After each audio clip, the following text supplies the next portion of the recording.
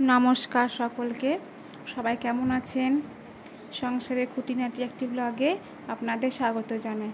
এখন বাজে সন্ধ্যা 7টা আর আমরা চলে এসেছি রাজধানী হোটেল অ্যান্ড রেস্টুরেন্টে। এটা আমাদের নতুনহাটে বাড়ির কাছেই।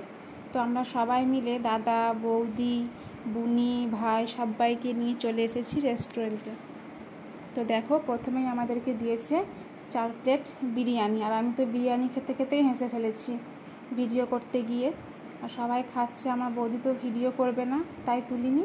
আর তারপরে দেখো চলে এসেছে মোমো আর স্যুপ। তবে বিরিয়ানিটা ভালো হয়েছিল, আর এখানে মোমো আর স্যুপটা আমার একদমই ভালো লাগেনি।